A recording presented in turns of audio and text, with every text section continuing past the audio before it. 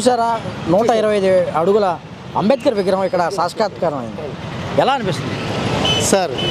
ప్రపంచంలో వింతగా అంటే ఎన్నో విగ్రహాలు ఉన్నాయి, కానీ ఒక విజయవాడ నడిబొడ్డున ఇలాంటి బాబాసాహెబ్ డాక్టర్ బిఆర్ అంబేద్కర్ ఇలాంటి విగ్రహాన్ని ఎవరు ఏర్పాటు చేయలేదు, ఎక్కడ ఏర్పాటు చేయలేదు అనమాట. ఎక్కడి నుంచి వచ్చారు మీరు? సార్ నేను అనంతపురం డిస్ట్రిక్ట్ నుంచి వచ్చాను. నా పేరు జిహెచ్ రాయుడు.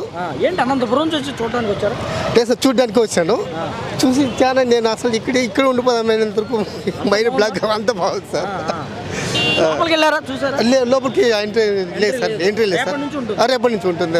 నేను ఇక్కడ ఉండి రేపు ఇక్కడ నుంచి చూస్తుంటే చూడండి ఆ సమతామూర్తి విగ్రహం ఏంటి అసలు సామాజిక న్యాయ మహాశిల్పం.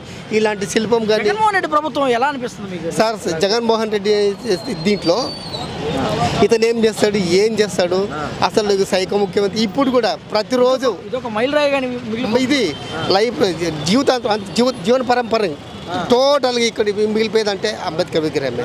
నేను వచ్చేసి ఆంధ్ర కర్ణాటక బార్డర్లో ఉంటాం అనమాట, మా అనంతపురం డిస్టిక్. అక్కడ కర్ణాటక వాళ్ళు కూడా ప్రతిరోజు వాళ్ళు ముఖ్యమంత్రి గురించి ఆలోచన చేయరు, మన ముఖ్యమంత్రి వైఎస్ జగన్నాథ్ రెడ్డి గురించి మాట్లాడుతూ ఉంటారు కర్ణాటకలో. ఎందుకంటే మా పక్క రాష్ట్రాలు కదా సార్, అంత సంతోషపడుతూ ఉంటారు అన్నమాట. ముఖ్యమంత్రి జగన్మోహన్ రెడ్డి పేరు చెబితే అంత సంతోషంగా ఉంటారు, ఫీల్ అవుతూ ఉంటారు సార్. ఎలా అనిపిస్తుంది ఇక్కడ సార్? ఇక్కడ వచ్చిన తర్వాత ఇక్కడ ఇలాంటి విగ్రహం ఇంకెక్కడ ఏర్పాటు చేయలేదు.